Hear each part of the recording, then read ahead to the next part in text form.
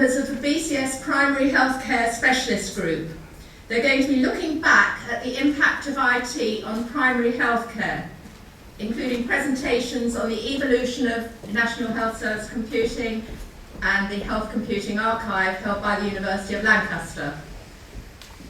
Further than that, I'm going to let them introduce themselves, and as there are three of them and they've decided a slightly different format from usual, they will actually welcome questions and interaction as they go along, and they've got artefacts and things here too. Yeah, so artifacts. I'm going to hand over to you, Ian, and Thank you. leave it to you. It's an enormous pleasure to be here. I know what you've done. I've been to Bletchley Park and it's incredible. And I'm very proud of what we did during the war and what we as computer scientists and engineers did. Amazing. Absolutely fantastic. So it's a great honour to be here. Thank you, first of all. Now I'm going to quickly introduce my colleagues. We have Bev Ellis, who will now stand up and do a twirl. She works at the University of Central Lancashire and she has brought stuff from the National Health Informatics Archive down. It's established at the University of Central Lancashire, and there's material on the front here to have a look at afterwards. And there's scrapbooks, there's a history of UK health computing written by members of the BCS Health Informatics Forum, which was a forerunner to the whatever it's called now, I can't remember. There you go, names change, but the innocent just march on. And Mary Hawking, who is a GP, ex-GP. Bev was a practice manager, Mary is a retired GP. So there you are, that's the cast list. Mary is probably going to be more of an agent provocateur than a speaker, but I warn you, she does provocate. Oh no, provoke. That's the word I'm looking for. Now then, GP computing is a success story. It's also a story of two agendas, the governments and GPs, both of which are entirely legitimate, although you and I may dislike elements of either or both. But it is a tale of two agendas. But it's a tale that's a success, as I think we'll see, largely because it wasn't thrust upon them. GPs are a bright bunch. There are a lot of them, 30,000 odd, and they're up to everything. There's some very good musicians, there's some very good writers, there's good poets, there's very good accountants, there's good engineers, there's good boat builders, and there are some very good informaticians. At the same time, their domain is one of the most complex on earth. You don't know what's going to walk through the door. It might be somebody who actually is going through an extremely painful divorce or bereavement. It might be somebody with a serious infectious disease. It might be a child with meningitis. And in which case, which sort is it? Because it makes a big difference. So, GPs are not in a situation where you can pull out a rule book and you know what to do. The other thing is, they're under a lot of pressure because they, of all the clinical professions in most people's lives, are the doctor, and of course it's not just the doctors in GP practices, there's nurses, and there may be all sorts, physiotherapists, OTs and so on, who most people in the UK see most frequently during their career. And they're notable for their attentions before the birth, and of course at the end of life, although we now have specialist staff who deal with both of those phases. So they had a complex job. But of course they're also, as we'll see, let's go on down. Nature of general practice. They're small businesses, most of them. There are government-employed GPs, and because of political shibboleth, there are now private firms who provide general practice. I'm sorry, that is my slip showing. So it's changing a little, and those changes may well accelerate, I don't know. But essentially, for most of this story, most GPs were part of small businesses, the practice, partnerships generally, and they contracted to supply services to the NHS. And they had some choice about the range of services they did provide to the NHS. The average practice size is growing. It's the old days when I was a lad, which is quite some time ago. I am older than I look. My father was born in 1889, which shows you that I really am older than I look. And he's dead now. Otherwise, he'd be holding a very important record. There are very few single-handed GPs left. A handful, probably, if that, and partnerships. Most, and it makes very good sense, are in group practices, so you can share the load, you can spread the cost of facilities across, 5 partners, 10 partners, maybe 20 in very big group practices. So there we are. And originally, GPs were very involved in the design and development of their systems. And a lot of the systems were designed by GPs, and a very fair chunk of those were actually written and produced by their GPs, and some of them maintained for many years by their GPs. Not so now. Mostly now it's commercial systems, but all of the commercial systems in use today had a GP who was associated with their development, with their initiation, if no more. Most of them it was more than that. Glyn Hayes, for instance, had his own system, which was actually, he was prompted to build a system by a patient. He said, why am I coming here and there's no computer system? You need a computer. Do I? Yes, you do. And we're going to do it, and you're going to tell me what to do. And so he did. And he wrote the Rombra system in 1977-78. So, what we're looking at here is the factors that influence the evolution of GP systems. I'm not going to take you through a GP system. It will take too long. However, you will see a bit more of what they're like from Bev's presentation. But on we go. So, the evolving GP contract. The GP contract with the NHS has dictated, in large part, how GP systems have evolved.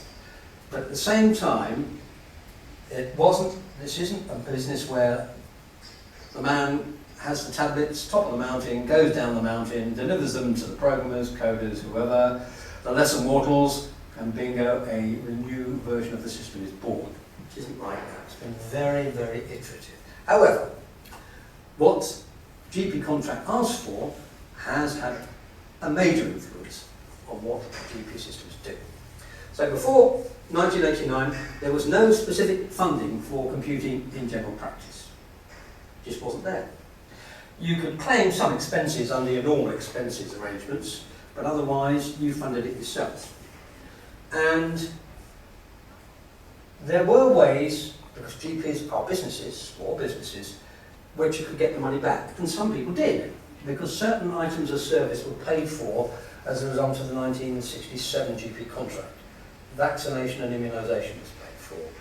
Contraceptive services provision was paid for as an item of service, so you claimed it from your local family practitioner service, whatever it called itself then.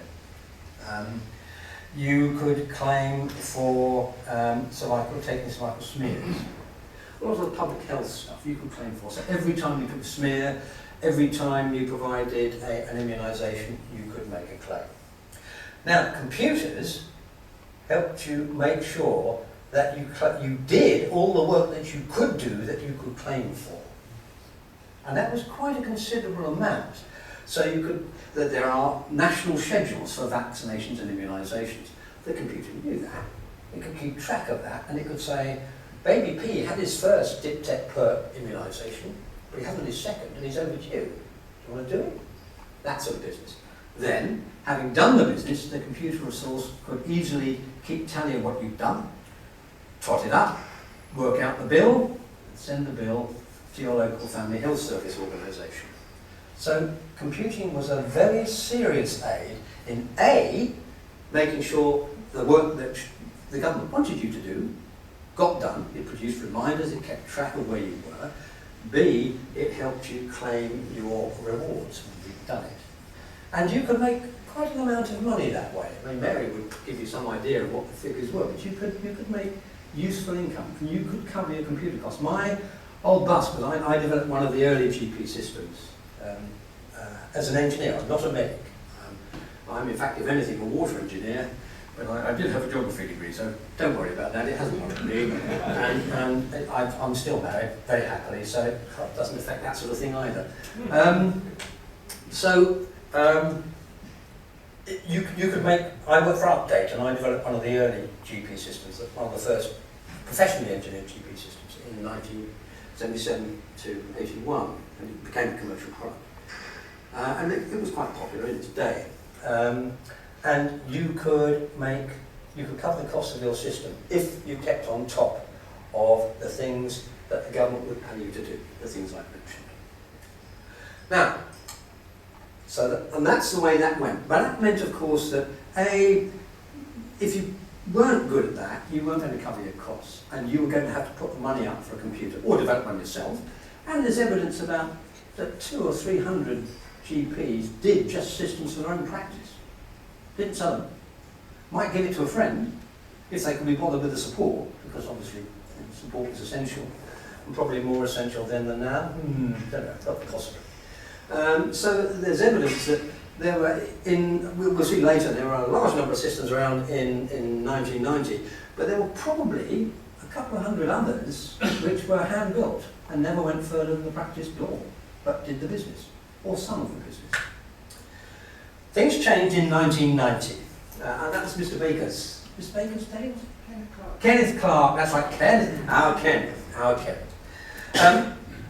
For the first time, GPs could reclaim 50% of their IT costs.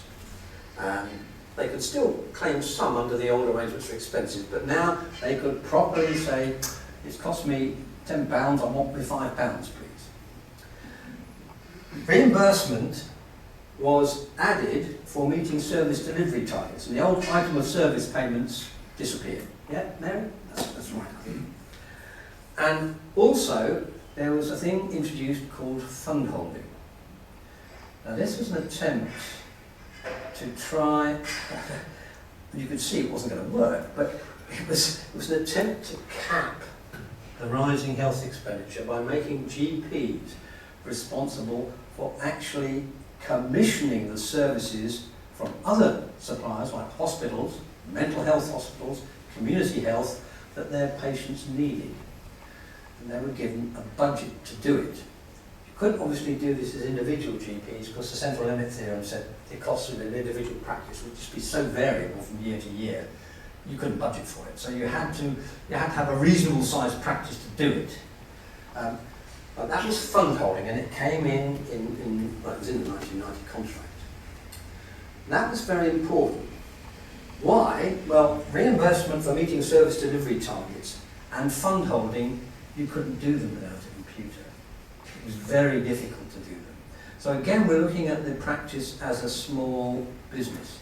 Now by 1990, just before 1988, it was only a fraction of GPs had a computer system. We'll see the rise in the number of systems later on. It was about an eighth. It wasn't many. Because you didn't have to have one to be a good GP. And you didn't have to have one to fulfill your contract. But after 1990, you did. And very quickly after 90, in fact the rise started in 1989 for other reasons, computerization rapidly evolved towards 100%. And there are now, I think there's one practice in the UK, or there are none now? No, he retired. He's gone, he's retired, is he? There was one for years. Single-handed, wasn't he? Yes. East End? Was he in the East End? I can't remember. I think he was. And he held out, but he's retired. Worn out, I suspect, with chasing paper. So all these things are going to have an influence on whether people have a computer and what they wanted to do. Behind all this, GPs are doing a lot of solid and very interesting work getting to grips with using the clinical system as a clinical system with the patient there. There always have been people who took notes and put them in afterwards, it's true, but the commoner practice was to use the computer. It became, if you like, a third party at the consultation. Patient, you and the computer. And there was a big discussion about whether the patient should be allowed to see the computer and know what was being written, but sensible GPs turned the computer around, they could both see it, and you interacted in a trial. Had all sorts of interesting consequences, because it started then, of course, to open up the great Pandora's box of the medical records of the patient. Oh, goodness me! Or the patient's mum, if it's a baby or a child, which is actually a very good thing. A very good thing indeed. But it's a quite frightening thing to do, because you're beginning to take your professional clothes off. And that's quite something. Because medicine is riddled with uncertainty.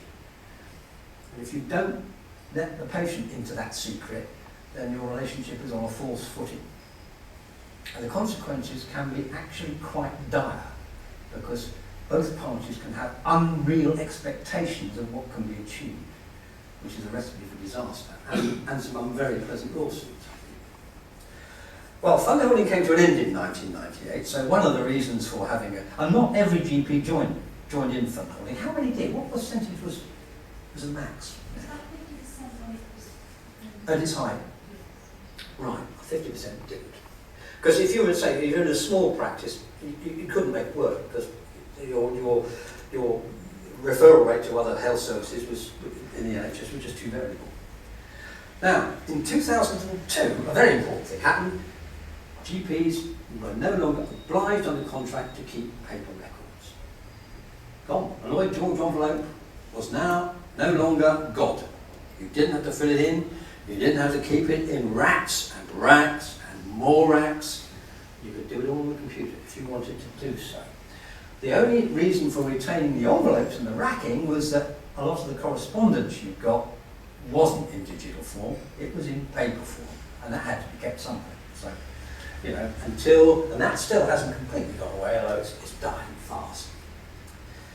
And then in 2004, this is where the government, having realised that GPs were better with computers than without computers, started to claw back some of their apparent benevolence. And they said, well, actually, we want some coherence between the systems you're using, certainly within a local GP patch, within a primary care trust area.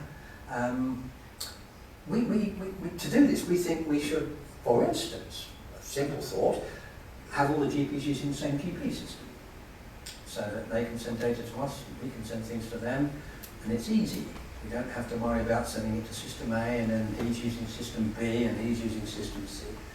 So, 2004, the government prized a lot of the control of GP computing away from GPs.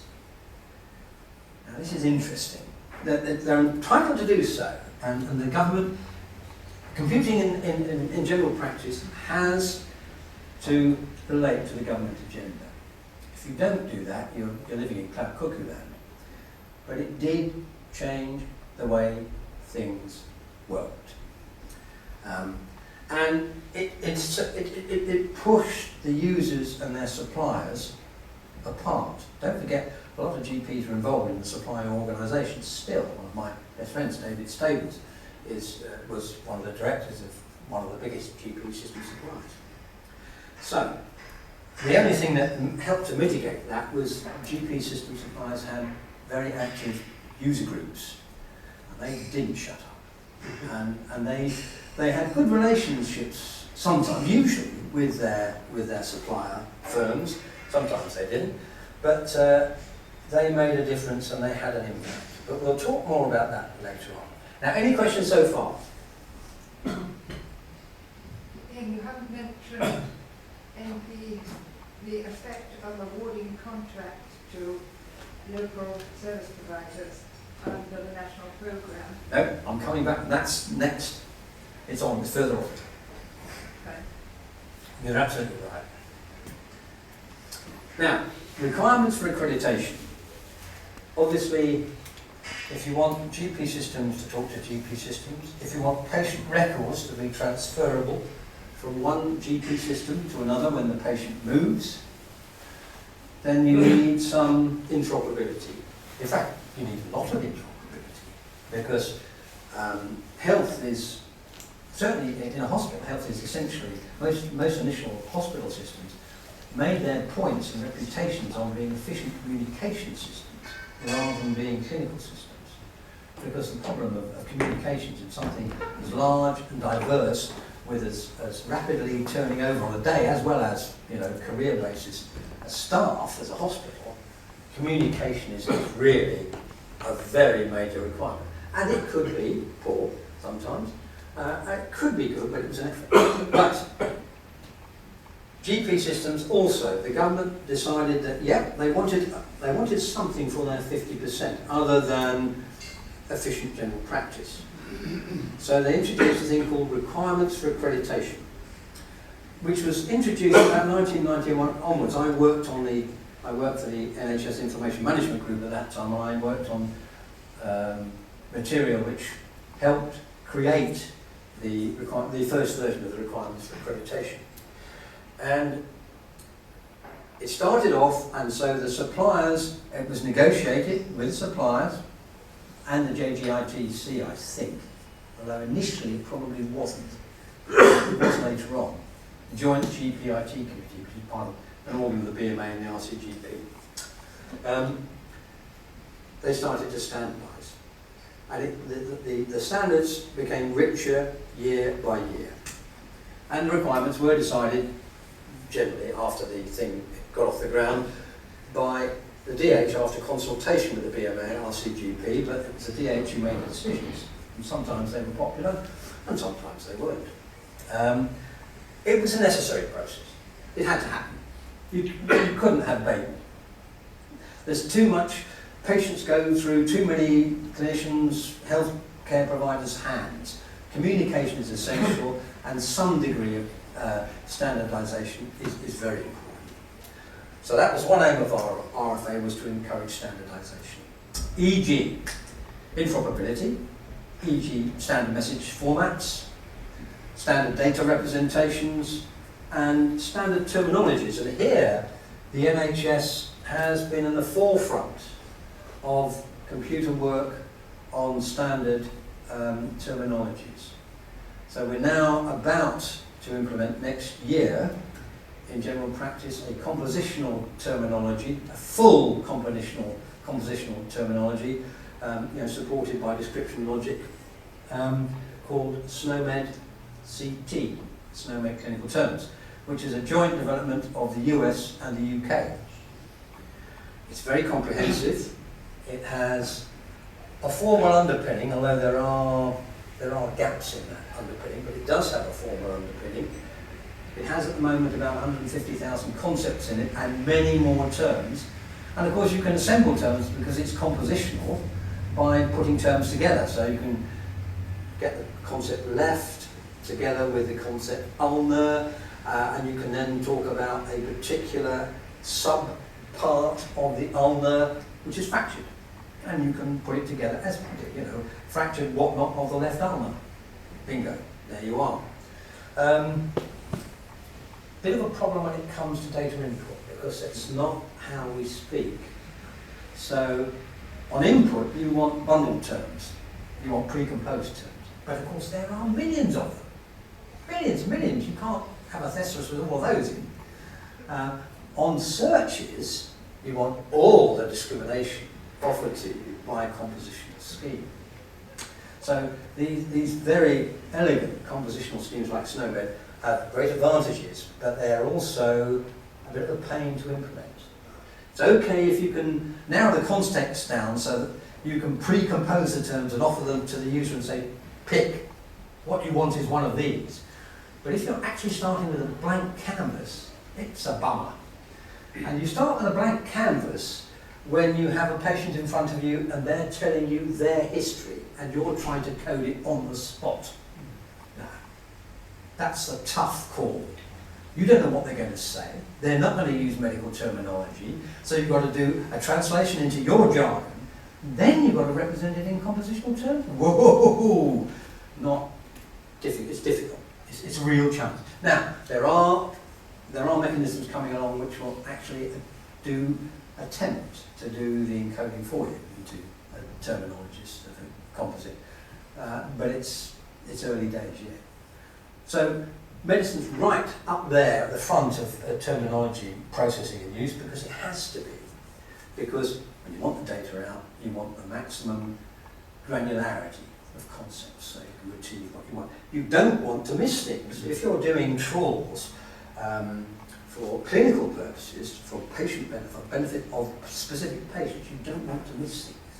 If you do, just possible you might land up before the medical defence unit because you didn't spot X. So, you know, there are challenges. But it's got to happen, and it will happen.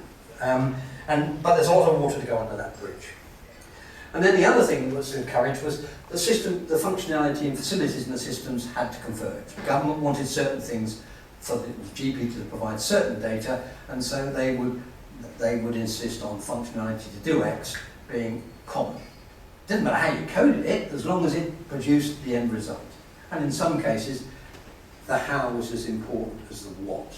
Not often, but sometimes it is. Any more questions now? Yeah, go on.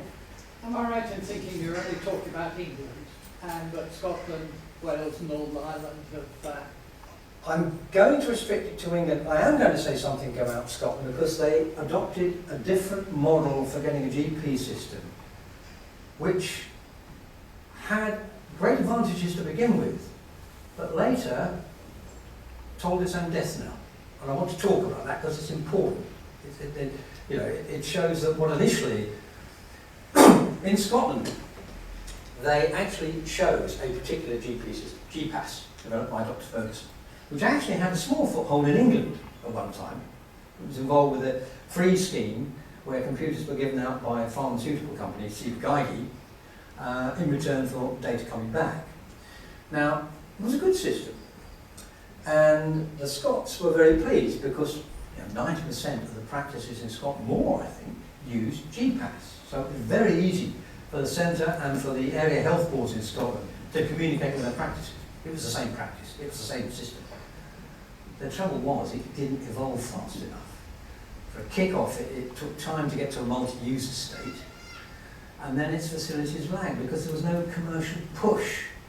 It depended on government money to develop it. And you know what governments are like. They like getting in, they don't like spending much. Understandable. But in the end, its customers said this isn't good enough. So GPAS died about 4 years ago, really. So it was a model which had great success from the administrators and the national health body's point of view, but in fact it just didn't evolve fast enough to cope with changing demands and changing expectations. So that's Scotland. Wales is much like us. They've largely standardised on one system supply, but not entirely. So they have it's one of the English systems, and they've IMPS, and they've chosen it. Yes, they're largely IMPS, aren't they? They are, I think. Yeah. Northern Ireland, I can't tell you about. So if anybody does know, yes, please tell me. I remember a lot of stuff about read codes years ago. Is that part of what you're talking about? Yes. So the first standards to be adopted, the first standard were the read codes. Now that was a hierarchical scheme. It's a compositional scheme. So it was composed terms. So you had a term for bruise, and then you might have a term for bruise that's red with big floppy ears, or whatever. The trouble was, the hierarchy was initially pure, but as terms were added to it, you hadn't got enough space to accommodate them properly. So the benefits of the hierarchy broke down, and in the end, you had to put the terms wherever there was space in the hierarchy. Because it was a species-genus type relationship. That's what it was meant to be, but you could only have one parent. So it was a classic inheritance type stuff, but only with one hierarchy. You could only have a single hierarchy. And of course, there was a fixed amount of space at each level of the hierarchy. It was something like all the letters and all the numbers, and that was it. So it's 36 at best.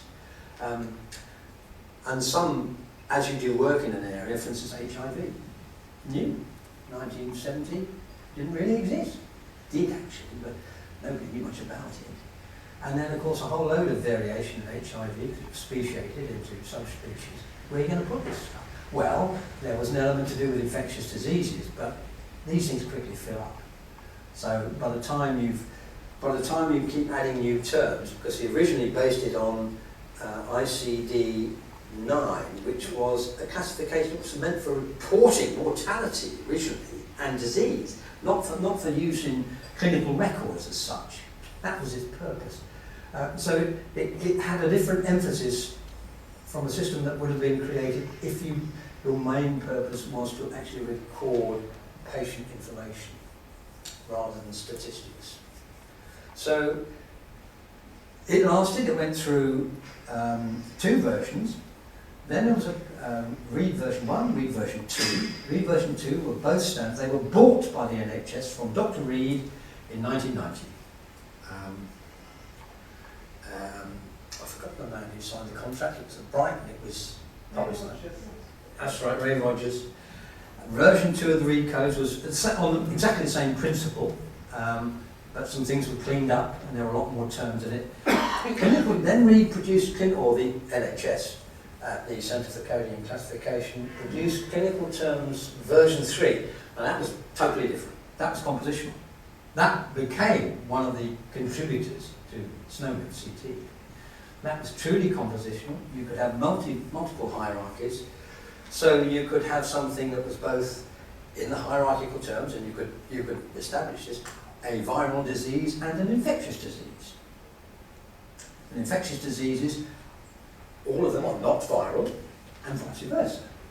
So that meant, and you could build up composite expressions from an element of location, morphology, causative agent, blah, blah. You could combine these things, all these concepts together to say very specific things that were relevant to your patient. Only one system really implemented it, and I have to say I wasn't impressed with the implementation, and that was System 1, which you'll hear more about later on. But at least they had a go. And Clinical Terms version 3, which was launched in 2000 odd? No, a bit before 2000 actually, because I did work on it for the Centre for Coding and Classification. I did some modelling work for it. We did it, the NHS Information Management Group. CTV3 was only used by System 1, which really came into being in the early 2000s. And it became part of SNOMED. So all its concepts are now included within SNOMED. But it was a valiant start, and it was good, and it was based on the same sorts of principles as SNOMED, the American SNOMED, which was, interestingly enough, a combined terminology for both veterinary science and medicine. Be careful what you're being treated for. So there we are. And it came originally partly out of a SNOP, Systemised Nomenclature of Pathology, which is what it was about. Because don't forget, clinical whatnots go everywhere, from social problems to detailed biochemical analysis of your bodily fluids and parts, all the stuff you get from a path lab, all the causative organisms. It's a huge breadth. Yes? You mentioned earlier reimbursement for delivery of service targets. Yes. I was wondering how that worked, because that means that the practices were responsible. If the targets weren't met, the practices bore the costs of the treatment. And if that is the case, didn't that make GPs responsible for non-compliant patients over whom they had no control? Mary, I'm going to pass that on to you. Right. The problem, thanks.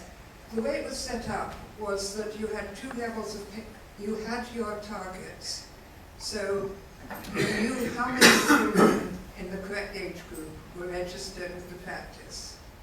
And you recorded how many had received their full sets of immunizations. If you got 70%, you got a lower rate of payment. If you hit 90%, you got a higher rate of payment. And if you didn't hit 70%, you got paid nothing. Of course, there was a reverse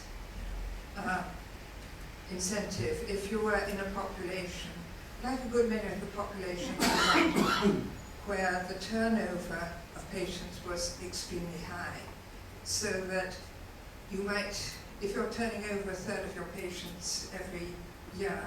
Which a lot of urban areas do. Yes, and you don't have very accurate records from the previous practice, which have been delivered in time to get the highly important information of whether the child's had immunizations into the record by the 31st of March.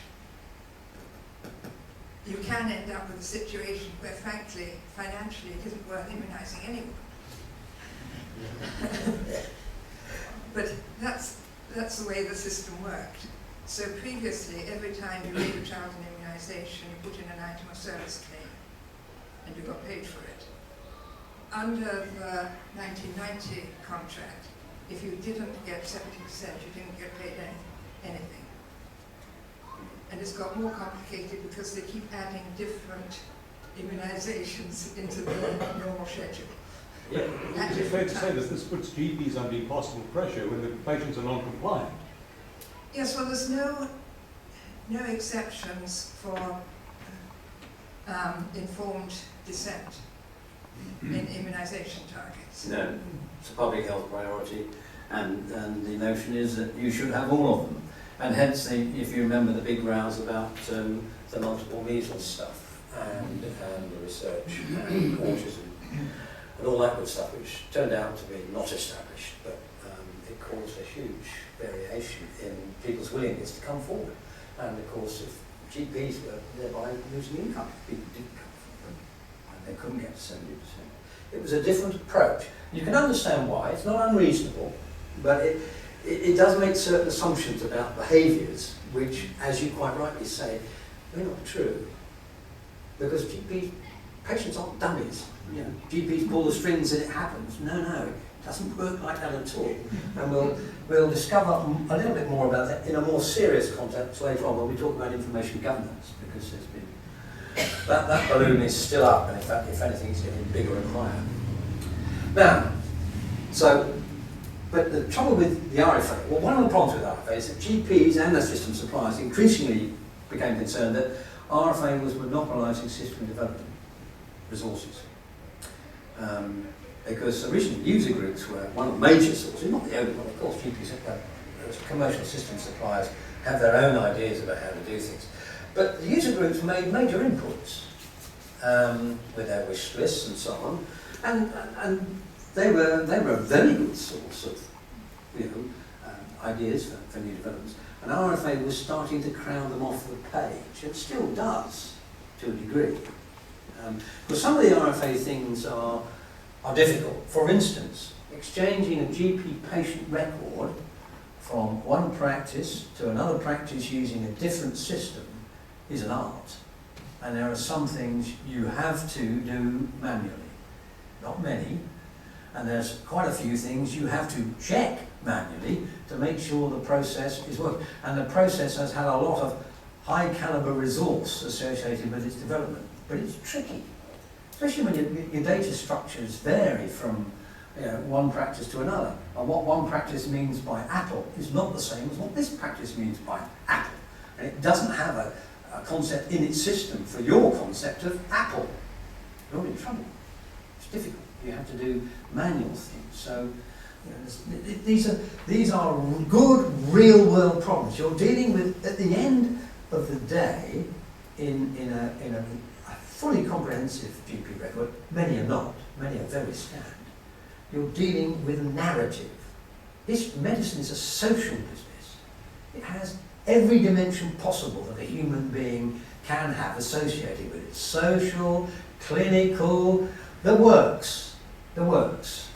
And so you're dealing with, at the extreme, in the heavy cases, very complex records indeed, which are difficult to structure. And there's still a huge amount of debate about how the clinical record should be structured. Should you structure it around, well, not problems, but issues? Because some things aren't problems, they're just issues, they're just, whatever. Called problem-oriented records. Looking at things in chronological order is very useful. if you're going to do problem orientation, okay, what's the basis? How fine should you do it? Because problems are often related, very often related. So this problem actually causes these problems, and that problem causes those problems, and so on and so on. Some of them you may and may not be able to deal with, some of them may not be able to deal with, some of them you can, and so on and so on and so on. So structurally and measuring record. The obvious way is you have a record every time you see the patient. The patient comes in on Thursday, note. May include some coded terms, may not. Comes in again next Monday, note. Again, may include some structured terms or clinical terminology, it's formal terminology, whether it's compositional or not doesn't matter, and so on and so on. That's easy. But now, especially if you're looking at a rich record, or you're passing the record to some poor sod in the hospital because you want him to look after a problem which you know that you cannot deal with, so it's a tumour, it's metastasis, it's a tumour of some sort, might be malignant, might not, then what you pass over, how you select what to pass over, is very much part of your clinical skill. Is this not fair? Is this fair, Mary? It's difficult. This is real information. This is not beautiful numbers, figures and columns and tables. There's some of those in there, like the table of all your blood pressures since they were first taken. But in its most complex case, it's a much richer, more interesting story than that. And I have seen the most elegant records out of hospitals, abdominal surgeons, gastrosurgeons. Fantastic. Beautiful. I mean, I could read them and they were impressive. And it was obvious. This is the story. This is the story of the patient and also the story of the issues that he's come to you about. And of course, issues which you can't deal with will have a relevance to what you do because they will bar or possibly enable you to do things you want to do or don't want to do. So medicine's full of relationships. It's not just X, do Y. No, far from it. In most cases, it is. In most cases, the care plan is, if it doesn't clear up in a week, come back. And that's absolutely legitimate. That's a Class A care plan if it's for the appropriate problem. Nothing wrong with that. That's fine. On the other hand, it may be a protocol 6 pages long to deal with chemotherapy for a very young child, very cunning doses, because the margin between being the great poisoner and the great clinician is wafer thin, because you're basically trying to kill as many of the tumour cells as you can without killing the patient, and so on and so on and so on. So it's a difficult job. I'm not a clinician, but I have a great respect for what they do, and I did a lot of work on cancer protocols in European projects. And Jesus, I don't want to be that kind of patient. It's not nice. There we go. So, the small RFA, okay, so the government's agenda gradually began to have an increasing play with the system suppliers, and the smaller system suppliers actually were overwhelmed by it, really. They hadn't got the resources to cope with keeping up with RFA. Because if your system wasn't RFA compliant, you didn't get your 50%. End of story. Now, it took time for the government to enforce that. It took about 4 years. But they did get there in the end, as they should have done. The onus then now was to make sure that the RFA was saying things which really were essential and not just getting loaded with things that the government's interested in. Any more questions? Don't forget, stick your hand up. Don't let me get away with it. Now, here's some trends. I'm going to look it up here because it's easier.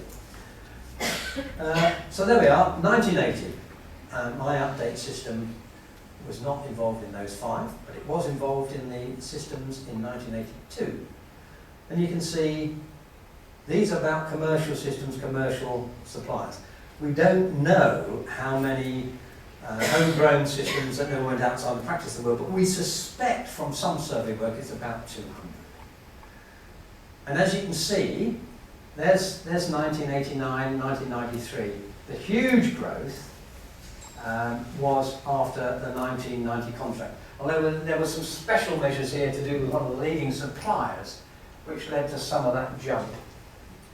Because GPs were increasingly convinced, even before they were being paid for having computers, that computers made a difference to how they operated. Certainly they were convinced that the recall, ensuring that things that were scheduled to happen did have a schedule attached to them, like immunisations and cervical smears and contraceptions, the computer was just a whiz, and making sure those things did happen if you worked as a team with the computer. And as you can see, by 2015, it's 100%.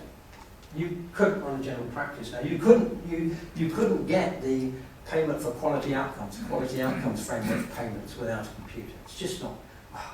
You know, you could have an army of clerks if you wanted to be a real twit and waste serious money, but you're not going to do that. And as you can see, as the numbers have gone up, the number of commercial suppliers has rapidly declined. And the number of commercial systems, because many of them had taken over other firms. So Meditel at one time, I think, ran about 7 systems. My old update system was one of them.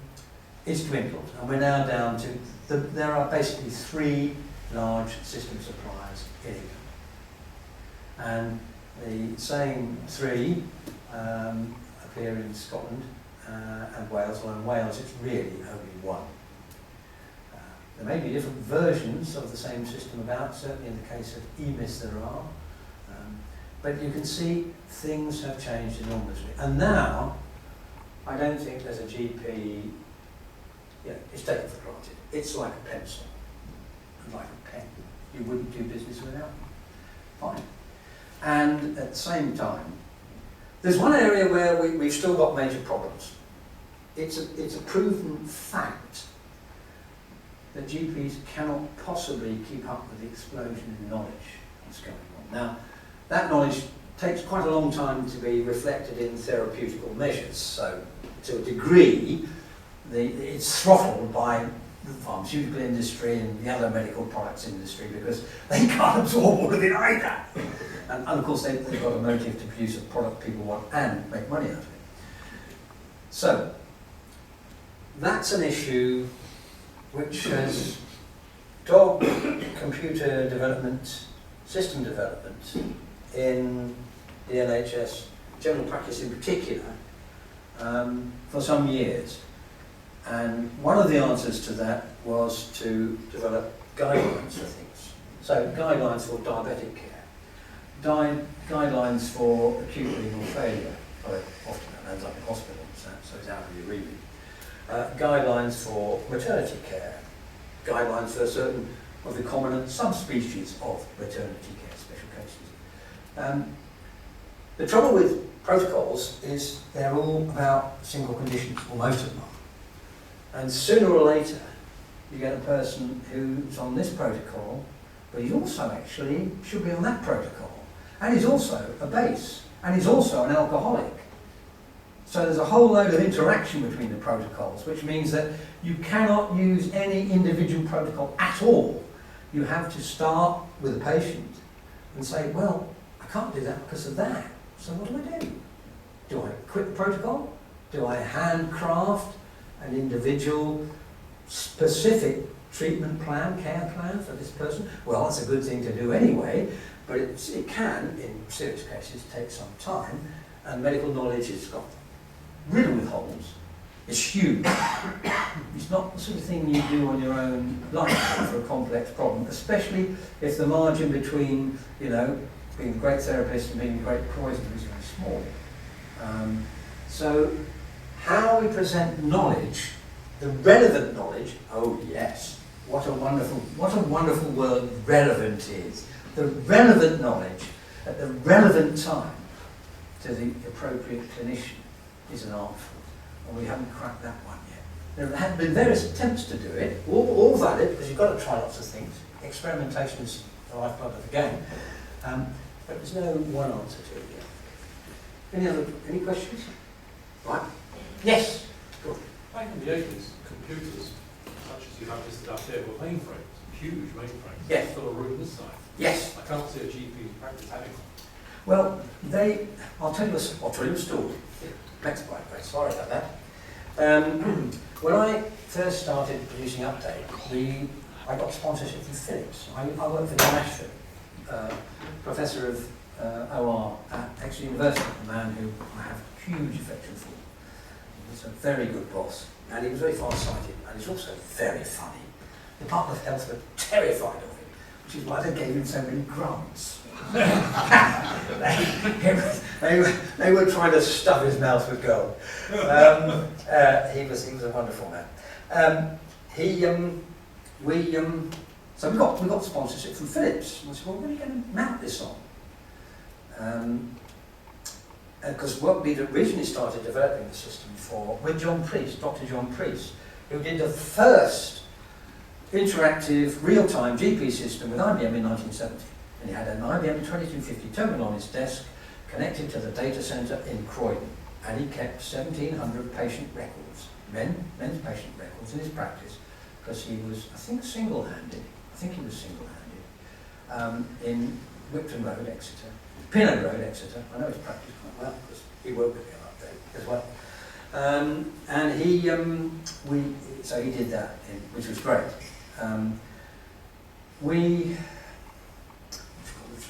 Where was I? Mainframes. So he used a mainframe, and he had an IBM 2250, and he used a telephone line. And it worked. And he had two terminals, one in the receptionist's office and one on his doctor's desk. Now, when I went to Philips, I said, what are you going to run this on? So they produced a P856 Mini, which is a Philips product. We're talking about 1978, March. Now, this was an excellent product. It was fine, and it was basically a good sort of Intel processors. And we did the job. We had a lot of trouble with, we had decent sized disks, but we didn't have an enormous amount of main memory. But we did the business, clever overlaying, highly structured system, very modular, OO style. In fact, always retired. And never went wrong. It always did, it always compiled, it always worked. It didn't necessarily do what you thought it was. But that's not the system's fault. That's the designer's fault. So that was a tower. And I remember at the end of 2 years, Philips and I, we got on very well with Philips. They were a lovely employer, and they treated us very well. And they loved what we did. They were impressed. But we went to a meeting where we had the same thing to tell each other. It was very silly. They said, and we said, you haven't got the hardware to implement this on, have you? And they said, we haven't got the hardware to implement this on, have we? Because they hadn't. You couldn't really put an 856 into it, it's too expensive. So the project stopped shortly afterwards. Great goodwill, but it was. They said if we don't need it after 2 years, it's yours. You can do what you like with it, and that's how the update system came to be born. Because I came back to Epsom University and turned it into a commercial system on IBM PCs in the days when you had to carry a 115-volt transformer around with you if you wanted to use them, and we did. Because we thought, well, if it's IBM, nobody got fired for buying IBM, and we were right, and it was a good thing to do. And we also started off with a local area network, which was unusual. That was very unusual in those days, because we knew it had to be multi-user.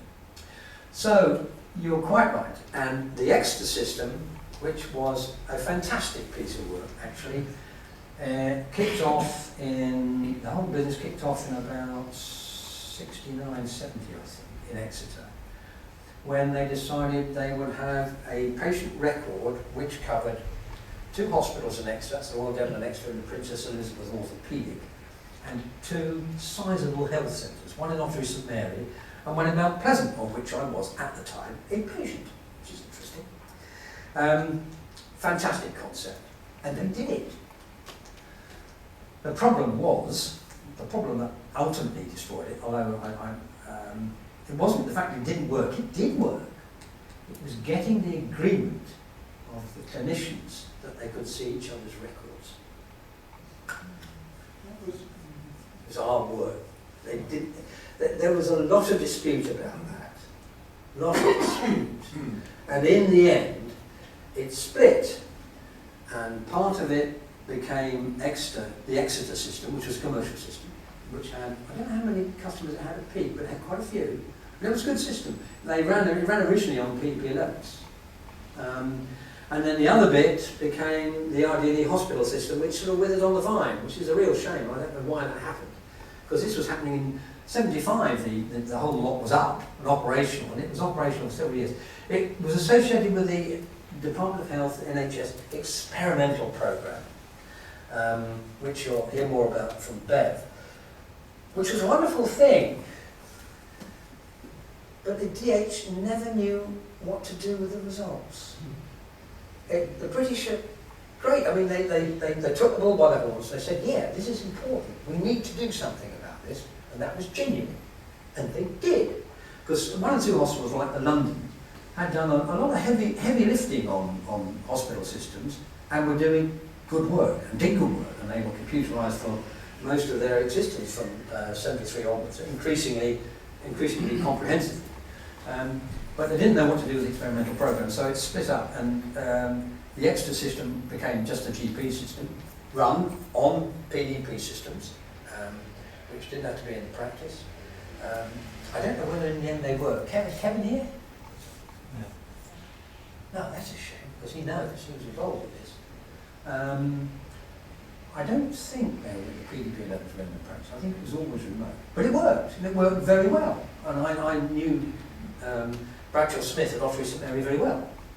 And I also knew one or two of the RCGP luminaries who lived in Exeter, and they thought highly of the work. It was good work. And the idea of a combined record is interesting, and we'll come back to that later on. We're nearly there. I will, thank you. The National Programme for IT. Oh dear, oh dear. The technical bullet. Bill Gates meets Tony Blair. They have a fascinating chat. Tony Blair is sold. There we are. It was a wonderful opportunity. I was in the NHS at the time. I was involved with it. And originally I thought, okay, this is a risk, but it could be a very good thing if there's an element of humility about it. The first indication of real disaster is some of the big and competent firms like IBM pulled out. They said, this is not going to work. Not the way it's structured. You're trying to do the wrong thing. You know. And there we are.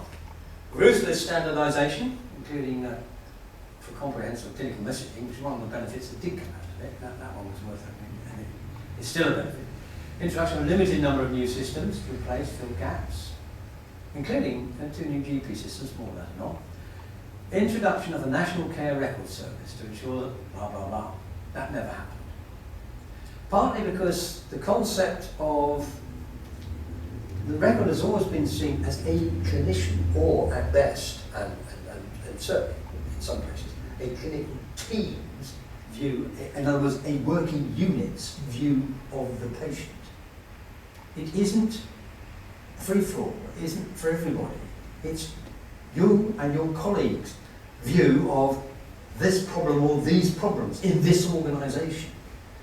To have a record to which everybody contributes is actually a recipe, firstly, for data overload. B, you may have confidentiality issues, though most patients would say, I don't care, just get on with it. So I'm not going to make a So there we are. So there we are. General practice was computerised already. RFA had done quite a deal of standardisation. GPs were not impressed by EMPA-FIT, and they said so. And this, unfortunately, EMPA-FIT blotted its copybook by doing an extremely clumsy implementation of electronic referrals to hospital called Choose and Book. Oh, it was dreadful. It was. I did the messages for it, and we wrote back to the people who'd done it. We said, this won't fly. Your analysis is to cock. It just won't do. It won't do. It will do, but you'll have to modify it. They never did. Not the first version. And as a result, its adoption was extremely slow. And when the summary care record, which is again a brilliant idea, which the Scots handled extremely well, and which they had very, very low patient opt-out rates among the Department of Health and the National Programme. Oh no. So they ended up with mega patient objection rates because they got the governance all wrong. Meaningful contact with end users was minimal, and in fact it was discouraged. It was national contracts or regional contracts, and you got what you got. Well, there you go. Say no more. Sad, because it cost a lot of money. And I wrote the BCS report on it, which we, in 2006, is on the reference list at the end. everybody backed it, it became BCS policy. It was a BCS report. Only one of the EMPA-fit GP systems appeared. It has proved actually quite popular with PCT purchases, because it was PCTs doing the purchasing by Ian, now. are you thinking of NPPs as Yeah, well? I am. That existed before NPP. It was the second choice for Accenture and then CSC. You're right, it was. Because they tried to adapt one of the ISOP ones. That's right, and it didn't take. They couldn't. That's right. So they promoted Yeah. their second choice. They did. There's a lot of skullduggery about its introduction, but we won't go there. But the interesting thing is it did implement a shared single electronic patient record. Well, sort of, which could be used by any number of different organisations, GPs, community health, mental health. In fact, there are examples of all those things. Could be used for shared care of diabetics, which has been and is. And that's a very interesting concept, but it actually, as the last point says, it raises important issues about information and clinical governance. If you see something in the record and you think, oh, that's odd, it's your responsibility to do something about it. If it's not your responsibility, whose responsibility is it? That's clinical governance. And that's significant. It also raised a lot of information governance issues about who can see what. What would the patient expect? Would the patient expect his chiropodist to see his full GP record? I think not. So it raised quite a lot of issues. But it's a good thing to do because we've got to go there, I think, or somewhere like that in the future. Now, there you go. I'm very proud of what we've done in general practice. I think we've got good value for money out of it. We are the leaders in the world. The closest people probably to us behind us are the Dutch.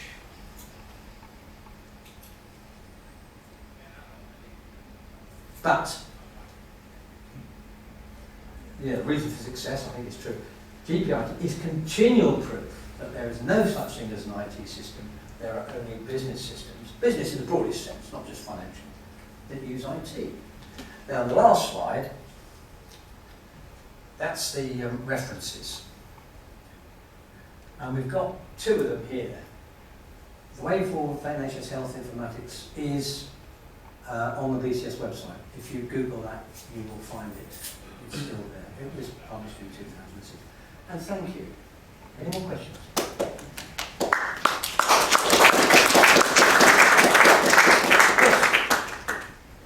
And the NP-FIT program has basically finished there and it's become HSCIC, which is Health and Social Care. Well, the staff have transferred.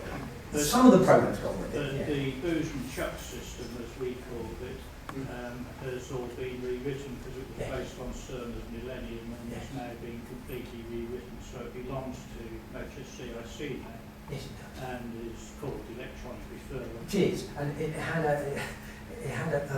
it's a good revision. It had a bit of a bum start. It just got out the staple too soon, I think, which is a shame, because it is a good rewrite. It's the same as the rewrite of the personal demographic system, which keeps track. It's brilliant, and it's cut the costs of running it. Well, it also means they can develop it now. Yeah, it's in-house now. They couldn't before because Yeah. it costs an arm and a leg. One of the principles of EMPA-FIT is they would only deal with big suppliers. So they disempowered almost every SME in the UK. Anyway, over to a much prettier speaker than me. It's okay. I don't know how much time we've got, so I can either go... I'll see what they want. Lots of pictures on this one. I'm happy for you to speak. Are you? Right. Well, I don't mind if you want to come and look at any of the material, if that would help, and I'll try and refer to it No, we in can, a presentation. Search of the way now. Can you use the microphone, please? I think Oh yes, I'm sorry. Quite right, quite right. Here we go. Come down to the ground. And then we're going to put this. Yeah. Can you hear me? Yeah, that's all right. Is that better? Yeah. If I just rest that down, is that going to be enough? Yes, you can rest that down, yeah. Right, there's two different approaches that my presentation is going to cover. The first part is just a little history of computing, but then we're going to look at the National Collection of Health Informatics and the significance of it and why I would like your input, if possible, to give it even greater value than it has already. So, just a little trip down memory lane, because I always think it's helpful to look at where we've come from, to know where we're going and how we've got there. So this is one of my students that produced this for me. So you referred to Alan Turing early on and his breaking the code, but we can also look at Charles Babbage and Florence Nightingale. And if you look back at her archives, you can see how she used statistics to get infection control valued in the Crimean War. And then also how Margaret Hamilton hand-wrote all the code for the Apollo space program. So that's all handwritten code, and how far we've come in putting the man on the moon by the 1960s. Now, the National Health Informatics Collection started with the NHS Information Authority, and at the time the chief executive was Dr. Gwyn Thomas, who felt that we should have a knowledge base, an evidence base, and every decision that involved NHS funding for computerisation should have an evidence base. So one of the reports I brought today was an evaluation. And I think if we'd carried on with that approach, we could have avoided some of the pitfalls that MP Fit went through, because we have got in the National Collection things that didn't work, like the Wessex debacle, £80 million that was wiped off. All that is in the collection, and if people learn lessons from what works and what doesn't work, we could move forward at a much faster rate. So this is the National Collection, and at the moment the vast majority of it is in hard copy, and people are very kindly donating their contributions. So all these scrapbooks have come from Ian, who's collected them over many years, but we've also got Dr. John Perry, we've got Barry Barber's collection, and many others. So there's 1,200 titles been added to this collection recently. And this is what it contains. There's historical photographic evidence. These were the first Elliott computers that went into the London and the Edinburgh. And you can see how large they were. Somebody referred to the big mainframes, but also that they were inputted for administrative tasks to start with. Now that is the same to some extent with the national drive for GP computing. So this is separate from the GPs wanting to support their own individual businesses. What the government wanted was an accurate population database, and it didn't have one. So we had meetings at Oxford and Cambridge universities where we tried to decide where the most reliable source of the population would be, and it turned out to be GP records, because at that time GPs had 24/7 responsibility for your care. And if you're going to get out of bed in the middle of the night and travel to a patient, you want to know that you've got the right address and you know exactly where you're going, and you want to know a little bit about the record. And so that started the government thinking about the value that was held by GPs. If they could amalgamate all the information from their practice lists, they would have a population database that could then be cleansed over a succession of years, but also that's why we started with targets and so forth, because all the time it was all being married up with a population database to check its accuracy and so on and so forth. So anybody here remembers this, Elliot? We look, oh well, that's brilliant, because what we're looking for, we digitise these photographs, but we could do with some narrative to go with them.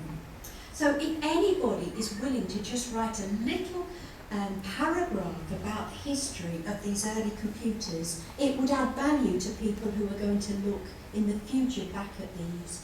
We have an early potato tree at the National Museum of Computing. Excellent. So it's just you write to them. Just you go there. Yes, of course. we need to join all these initiatives up so that we can increase their value, but also make them available to everybody online. So this is the hospital that started off looking at biochemistry, it started to look at radiology, and they used these printouts so that they could actually analyse the outputs and look at the dosage, automate dosage.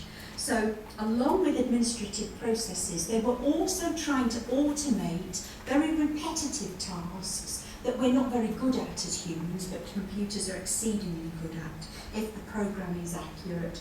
And the whole point is the feedback loop is to make sure that they improved. So I'm not going to regurgitate what eloquently has been presented by Ian early on. It was just really that we both came at it from two different angles, and we wanted to make sure that we didn't miss anything. But as time's moving on, I can come back to this later on if anybody's interested, or obviously you can have copies of these presentations. But this is the Ottery St Mary. Now this is in the National Collection, all the details, and along with that is the evaluation of the micro for GPs, which was sponsored by the Department of Trade and Industry to promote the use of computers in primary care. So if you remember the driver, they wanted a population database, they wanted to know where people were, and they then linked up these databases across government so that the tax office, national insurance number, everything was being cross-checked so that they could refine their information about the population. And this is an example of the Oxford Health.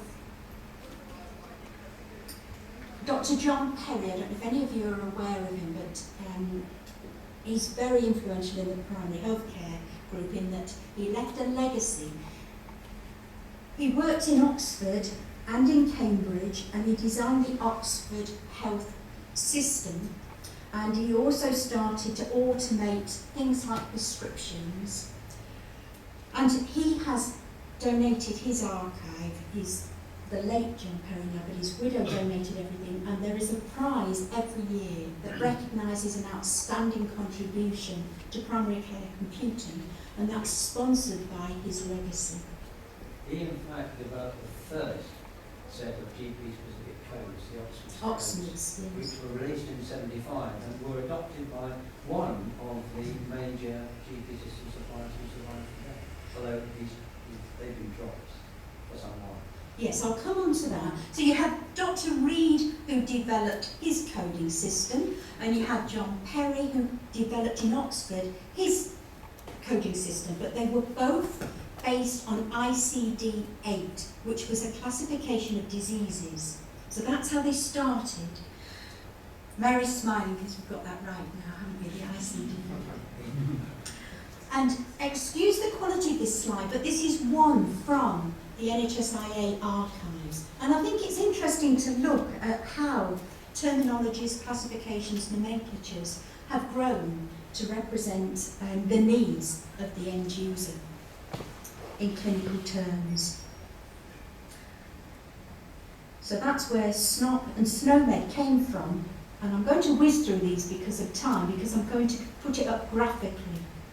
So this is an acknowledgement to David Markwell, and he produced this slide to reassure practitioners that every coding system that they had been used to, whether it was Oxmis, whether it was Reed, would be amalgamated in the new coding system that was being introduced nationally. So this SNOMED takes on board the Oxmis, the Reed, and combines them into SNOMED clinical terms. And that was adopted nationally by the government. The Health and Social Care Information Centre works exceedingly hard on the development of systems that can cope with SNOMED CT. And the reason I know is for the last 10 years I've been the external examiner for the National Clinical Coders. So we work very closely with the coding and the development of coding. I'll just spend 2 minutes explaining to you how you can understand SNOMED, because as Ian and Mary have both alluded to, it's a very complex topic, is classifications and nomenclatures and so forth. So I tell my students, it starts with a concept. So if I put my hand up, you can accept, can you, that that's a hand is a concept. You then describe that concept in a little bit more detail. So this is my left hand. And there has to be a logic. So there's a 64-bit integer with a check algorithm that checks that if I'm saying this is the left hand, it must have a logic in that it's connected to my left arm.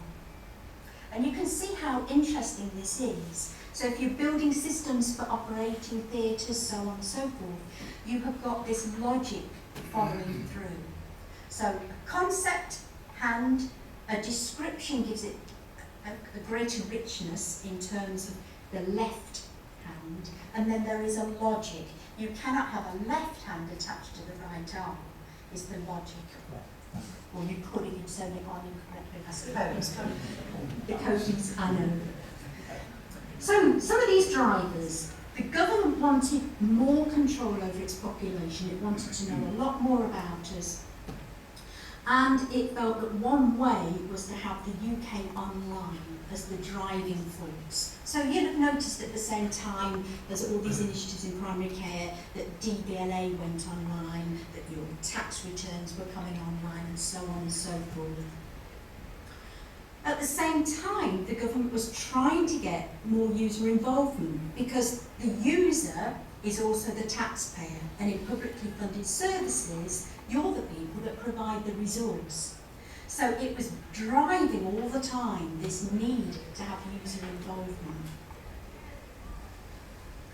But look at the scale of the problem, and this is kindly by Dr. Gwyn Thomas, who is the Chief Executive of the Information Authority. You look at the volume of traffic that takes place across the NHS in a single day, and you try and think of designing a system that copes with all those needs. So you've got the clinicians, you've got the patients, you've got the communities, you've got the government, and so on and so forth, all wrapped up in governance models, ethics, law, and so forth.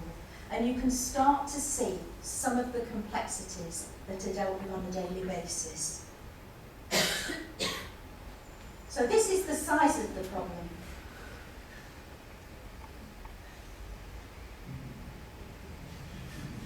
And this is how it started. This will put into context some of the things I've been saying. At the HS, well, we started off at the FHS, didn't we? In Bromsgrove. And there, very clever people like Jeremy Thorpe wrote out what was required to meet all this functionality. So we needed an infrastructure. We needed to agree what that infrastructure would be and what the standard would be. So we had the N3 network, where all NHS transmissions are handled. Security went alongside this because we felt if we lost public trust, it could have disastrous consequences. So we needed to maintain public trust, and I'll come on to the significance of that. Access controls. We developed things like role-based access controls, so that only a GP could see all of your record, but other people, on a need-to-know basis, could see a small element of it. So if you were seeing a physiotherapist, they could see the portion of your record that was relevant to the physio. They couldn't see all your other problems and issues, and nor should they, is how it was agreed with all the Royal Colleges. And then things like email and a directory of services. So people working in the NHS got an NHS email address that was with them for life because of the turbulent nature and mobility. On top of this, we started knowledge bases. So NHS UK, and you'll be familiar now with things like NICE, the National Institute for Clinical Excellence, and you can access the same information as your clinicians as a patient. You can see if you've got a condition, the preferred or the recognised pathway that can be funded by health and social care funding. It's not to say it's the optimum, it's the best evidence base at that time. And then reference files. On top of this, there was going to be a lot of analysis. Population patient record I've talked about. This was hugely important for the government, along with electronic prescribing because of the volume of prescriptions taking place on a daily basis. E-staff record as an example. Then some of these functions. If anybody's had an x-ray, you'll be familiar with PACS now. So we no longer print out these big x-ray films, but they're available and can be interpreted in real time, and that can be shared across an acute hospital, it can be shared with the GP, and so on and so forth. So this is the user environment, capturing the data, the analysis user tools, and I'll just give you some examples. So in primary care we have these PCs, often in the early days dumb terminals coming off. Hugely important functions to meet the needs of both the practice business but also the care of the patient, which was so important. And you can start to see how the standards in national service frameworks were then introduced. And then across different communities. And this is a typical population database. So back in the early part of this century, we started this population database. It didn't look like this at that time. This is the front end that we used to promote the concept in a series of national roadshows. We did 8 regional tours called The Patient's Journey. And what we did, we took a group of actors with us and we acted out the patient's journey supported by technology and the patient's journey without technology. And it really did bring about a change in hearts and minds because people could see what was being captured by the services and why. So we showed them, this is obviously a dummy patient, what the NHS holds and what's shared. So at the basic level, full name, surname and so forth, but there's also a history attached to it. And this is how we start to build up. So not only have you got your current address, it will have a previous address or where your previous records were. So we're starting to build a profile of social mobility and where people come from and where they're going. And then this is how it translated into the development of primary care systems. So I was, in the 80s, on one of the top 3 software development panels, and we developed the first Windows-based primary care system that's still in use today. Mary was on the National User Programme for the EMIS system, which is the most prevalent system, and Ian made his contribution as well, which he's talked about. So the 3 of us are quite representative of the entire piece, if you like, of general practice computing. So in the practice that I worked at, we recognised that everybody had a different way of working. So we wanted flexibility, but we also wanted to do once and share, which is another programme that Ian was involved with, but we actually brought it to life in our development. What we wanted was a multidisciplinary team. So we didn't want it just GPs and their records, we wanted the entire multidisciplinary team to input. So from the mid-80s, even though it wasn't legal, we stopped recording anything on paper. We removed all our paper and we stored it in cases, fireproof cases, and we just didn't pull them out at all for records because we built the system based on need, and we had a really good relationship with being on the software development panel nationally so that we could reflect the needs of the user and bring about a change that benefited everybody.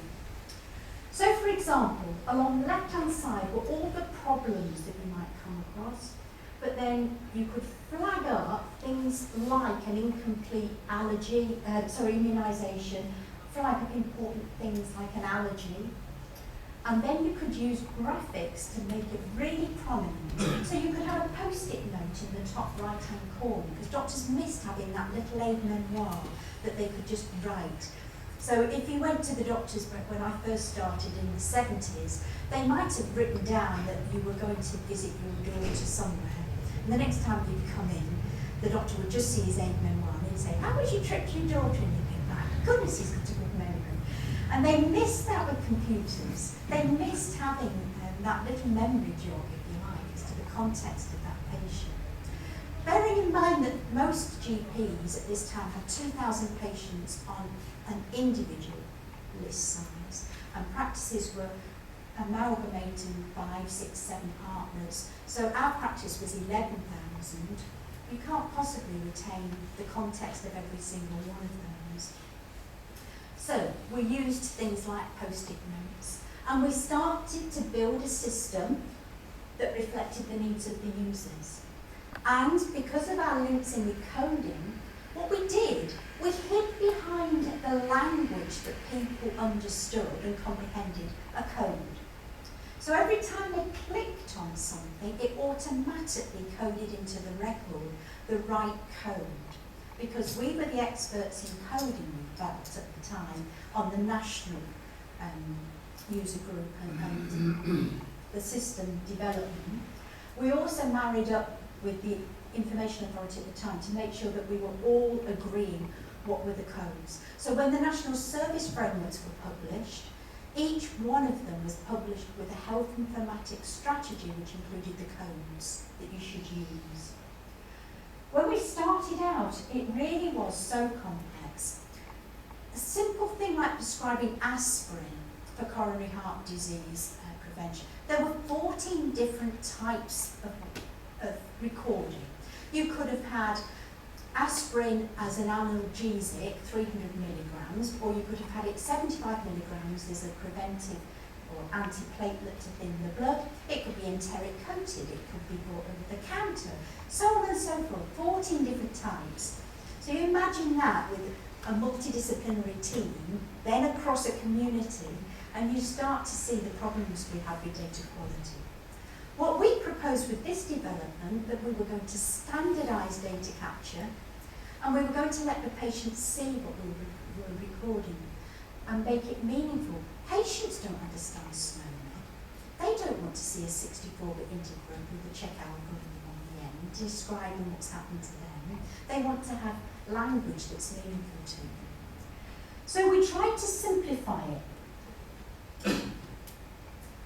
Along with colleagues of ours on the primary healthcare, they developed patient information leaflets. So when we coded angina as an example, out popped this letter to them that they could take after they'd been at the surgery, because we found through research, most people have short-term memory loss.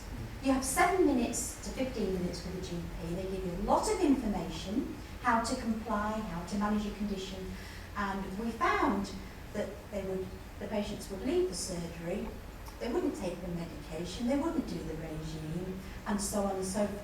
So this meant that we were giving them the same information that they'd been given in surgery, but they could read it, or their carers could read it, and reinforce the same information. We started to develop seamless audit. So reflective practice really came about when we wanted to look at, were we making a difference with the computers? Were we improving health, and could we demonstrate that we were improving health? So our district nurses said that they would capture lifestyle, things like smoking, alcohol. And we sat down with them and we asked them how they would describe putting it in. And again, so many different variations. And when we asked our patients, we put a survey out asking for the alcohol content, their consumption, and one gorgeous response said, only when we have a babysitter. You try designing a computer program that can cope. How often did they have a babysitter? Did they drink a gallon of wine when they had a babysitter? Or, I mean, you just couldn't approach it with any confidence in standardisation. So we just got a little glass and made a little button, if you like. Behind the button was the consumption. So they were then asked, was it social, never drank, social drinking, how many units a week and so forth. And the glass filled up depending on which one. So we made it as simple as we possibly could. And then this is the power. when it came to actually attracting national funding and so forth, we were able to demonstrate, when we first started capturing information about our coronary heart disease patients, we started in January 1990, very little was recorded at the top. But then gradually, as patients were seen and we started to introduce, and you can see when incentives come along, there's a big spike. But then towards the end, we had very few patients that were not on aspirin, which was the optimum care at that time. So we were able to show this at national conferences and to the department that it was value for money to invest in primary care for a number of reasons. So where are we now? Because I know time's getting on. Strategies like the power of information. So you can have patient portals. We're learning from countries like New Zealand that because of their geography, they are leading the world in terms of patient online access and their use of portals. And I've got some fascinating documents if you want to see. I also was involved and was vice chair of one of the Royal College's GPs working parties looking at patient online access, looking at the evidence base and a systematic review. We've built up, Mary and I have done some research on the quality of GP records and the quality of GP records is perceived by the receiving practice when they receive them electronically from another. So all the time we're building up an evidence base that's going to go in the national collection. And we've now had a great success this year. Through user involvement, we have now got the accessible information standard that's been endorsed by NHS England and is now a legal framework that every health and social care provider must provide the information in the format that the end user requires. They have got until next July to fully comply, and then fines and other measures are going to be introduced, and that's being debated what those measures will be, but they'll be significant because somebody may want it in audio, you may want it in 14 font. If you're using a screen reader, you want it all on the left hand side rather than centre. You don't want lots of graphics around it. We need to look at people's needs because 21% of the population using health and social care have got an information requirement that's not currently being met. And they are the people who are using the service more than anybody. So it's wrong that we're producing information that's in 10 font or it's in the wrong language as an example. With SNOMED and with the use of computers, we can easily, with the program, I don't know if any of you have seen like Browser Land, you can click on the preferred nation's flag, the language, and it will automatically, apart from Kurdistan, Mary rose this, apparently there is no computerised conversion of Kurdistan because it's such a complex. No, I've asked and we couldn't find it. Nobody's yelling Kurdistan. Oh, but we've had a big population of Kurdistans in London, so it's very relevant to the use of services. But we're getting there. Computers are making a difference. They're actually going to be a useful tool for the user as well as for the clinician and for the government services. That's the idea. I've put a few references, but most of the things here I've circulated. So Leo Fogarty, he produced a brilliant overview of history and the drivers behind the development of primary care. So I can let you have these. So thank you for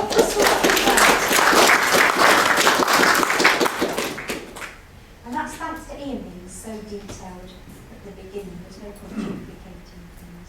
But please do look at the National Collection if you've got anything you want to donate or you're interested in working with us to digitise it. The archivist thinks that a general rule of thumb is that each publication like this or handwritten takes about £20 to digitise, and we've got 1,207 things at the moment. There's more coming in all the time. So it's really important that we look back and learn from history. And it's really important that I raise the profile of it. So thank you. Thank you very much for the invitation to speak. And I hope you've enjoyed it as much as we've enjoyed contributing to the development of primary care. Mary, would you like to do anything? Well, there's just an interesting point about, you mentioned allergies. Yes. And recently we've all been asked whether we mine our computer records going on some database somewhere. My wife is highly allergic to a couple of, I think, penicillin and Cefepime. Her only concern was if the records were computerised, they were computerised accurately. But she didn't want it to say no allergy, or not to say anything about allergy. She wanted it to say allergic to penicillin and Cefepime. This involved her actually making a GP appointment and wasting 10 minutes of his time just to record what would have been a straightforward kick on the database operation. That's really interesting because since... Don't walk too far. I know. I get carried away getting towards the audience. In fact, I'll pick this up. That's a little bit late. It's a really important aspect that we should only record what the patient is happy to be recorded about. But things like allergies are so important, we need to prioritise them so that every time they're in contact with somebody that is perhaps prescribing, they're aware of the allergy.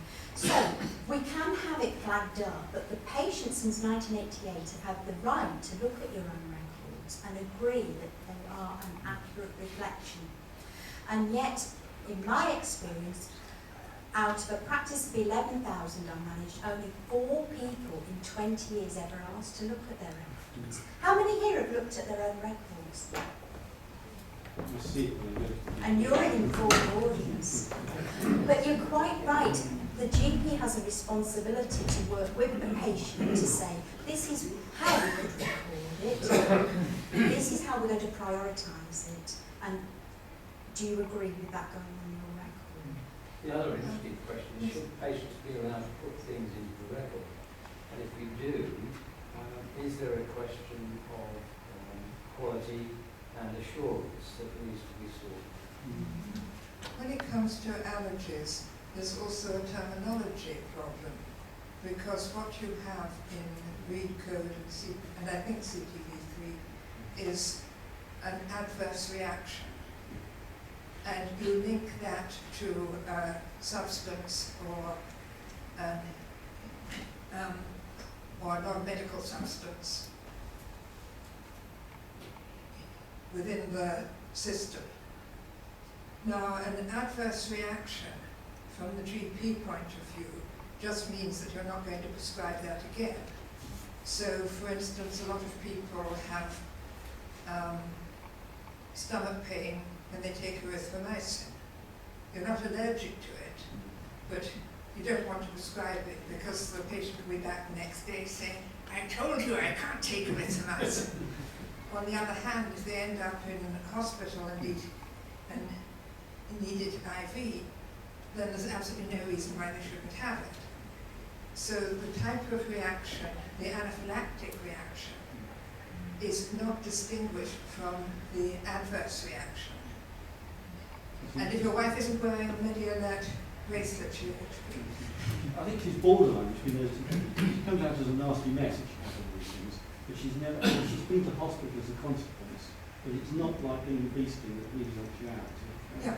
So there's all sorts of degrees, and you might be denied some treatment you need. a treatment that you need because your computer record says adverse reaction. I don't know whether SNOMED's going to sort that one out. But if SNOMED sorts that one out, then there's going to be a really big problem with code conversions, because your GP record says adverse reaction, erythromycin. Your SNOMED, how is the code conversion program going to distinguish between anaphylaxis and stomach acid? There's a question just over here. You've been patiently waiting, and then I'll take others. Could you say a few words on clinical trials that have been done on these systems?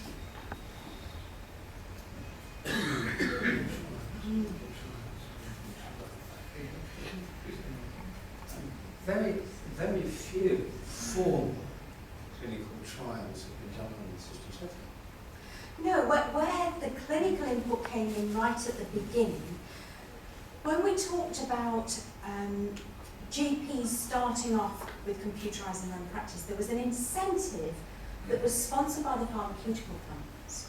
Yes. And basically, the GP bought a lease and a company provided the computer for their practice. In return for good quality data that met the requirements of the pharmaceutical industry. So, for example, if you prescribe something, there had to be a diagnosis that went with the prescription, which makes sense, but it wasn't always the case. Mary would know. It still isn't always the case. But at the time, the pharmaceutical industry were the first to introduce feedback loops. That at the end of every month, each GP got a report Yes. as to the quality of data that they'd put in and whether that was compliant with the requirements. Now, that's not the same as a clinical trial, but what happened from that, each patient was given an identifier.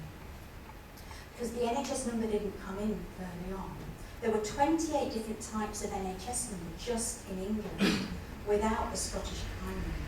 So each patient was given a unique identifier that only their practice knew.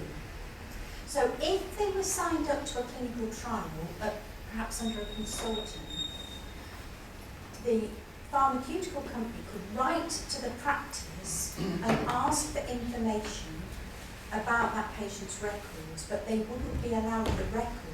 The doctor would then just provide the pertinent information to provide information for that trial. Yes, but could you tell us something about clinical trials of these systems? No, there have Very been few. very few.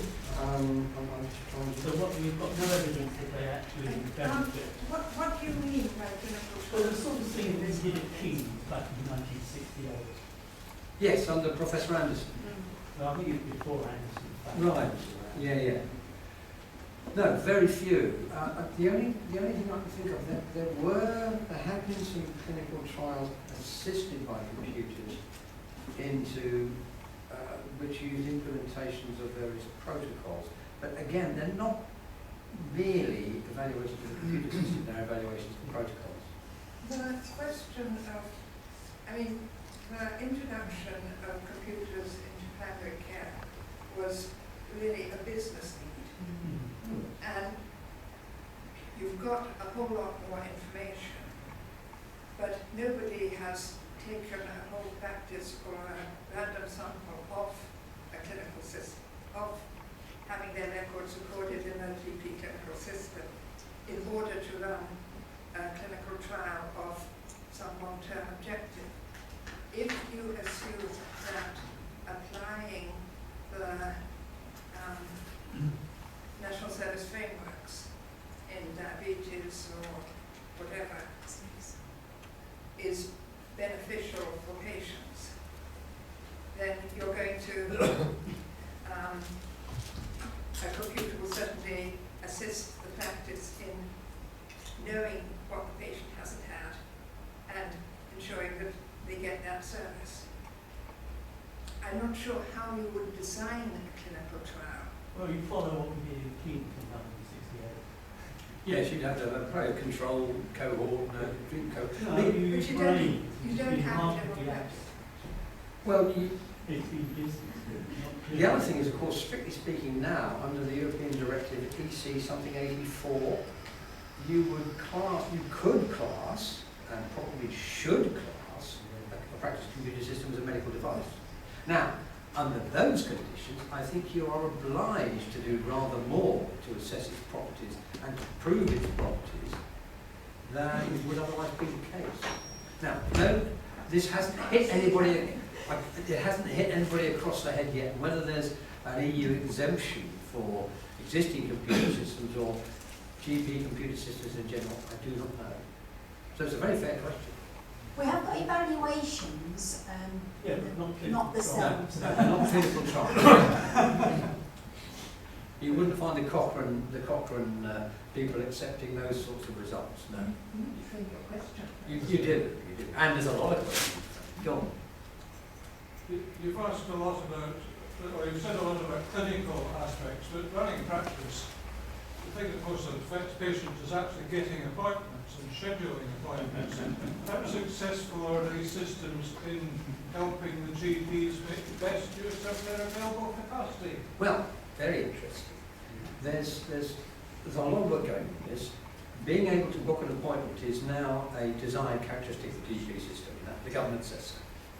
And increasingly, you can actually contact your practice online and book an appointment. Now, that doesn't mean you'll necessarily get one in the time frame you like. Secondly, there's an awful lot of work now on reformulating the concept of a consultation. E.g., is it worth, and it turns out it is worth, doing a telephone pre-contact, because that cuts down the number of physical consultations you need, which means you get much shorter queues and much greater satisfaction. We had a presentation on this at the BCS Primary Healthcare Specialist Group conference last year by the engineer who set the thing up. And the results were spectacular. They were absolutely spectacular. Patients were more satisfied. The queues went down to nothing because a really sizable percentage of contacts were dealt with on the phone. Can I just approve that? Because that's what I get from my GP. I can go online, usually find that he's got a slot within the day. Yeah. The waiting times are very short, and I can book on and go and do it. I can, of course, book repeat prescriptions. Yeah. Also extremely efficient. And I don't know what there's fussing about it, GP queues and whatnot. I don't get it. There is.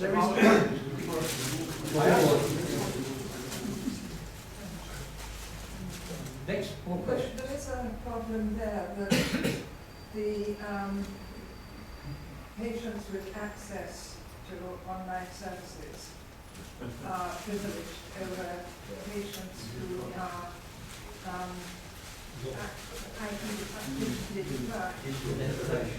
and this can apply to That's going enormously, particularly children. They've all got computers. Well, no, they have quite a large section of the private population doesn't have the language skills or the equipment. It's not all. Smartphones don't run everything yet. I'm just saying it's a good, it's the right trend because it actually works. Oh yes, there appears to be no doubt it works. I don't know whether it's caught in political wrangling via maybe the government. I don't know. No, But it isn't. Well, in which case I don't know why it's not being adopted like, eat like hotcakes, because it's effective. Because it requires a lot of change in processes within the practice. And when your practice is running, at well over full capacity, In winter time especially. the incentive to change is very limited. I entirely agree. That's what happened to me when I first started to try to do this. They were reluctant. But they're over their practice. Yeah. It works. Once it works, you can adopt it. I noticed, when you were talking about coding, I was reminded of Tim Berners-Lee's semantic web. And somehow that's kind of got overtaken by free text processing, neural nets and such like. And I just wonder if there's been any kind of impact from that technology into medical computing. And is the Rubble Valley a real place? Well, I live in Rubblesdale. Right. Well, the practice You don't was... need to. No, exactly. You keep that there. The practice was in Lancashire, and so when I asked Exeter to come up with a dummy patient, they came up with Ribble Valley. It was their solution to the Ribble Valley, but trying to unsuccessfully. So back to semantic web. You're probably best able to answer that. I've got my own clue. All the whole business of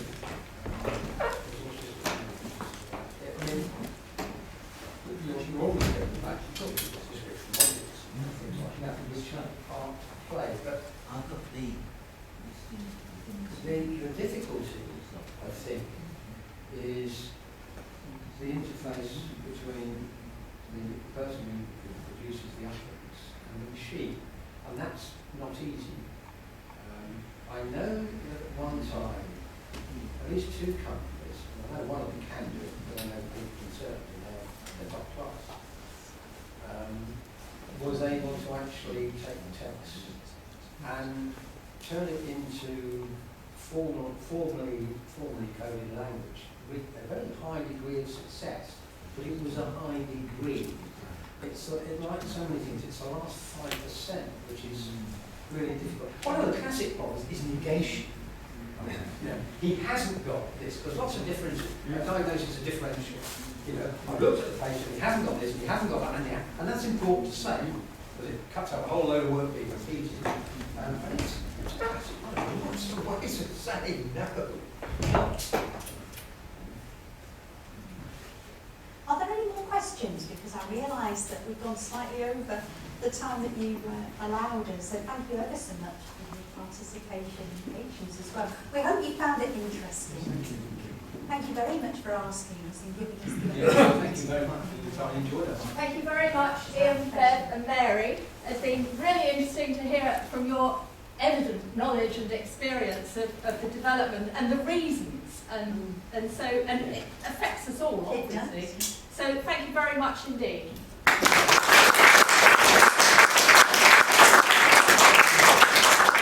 And also for bringing all this, which have a look. Have a look. So We've got some time, so if you want to have a beer, please do. Don't nick it. Therefore,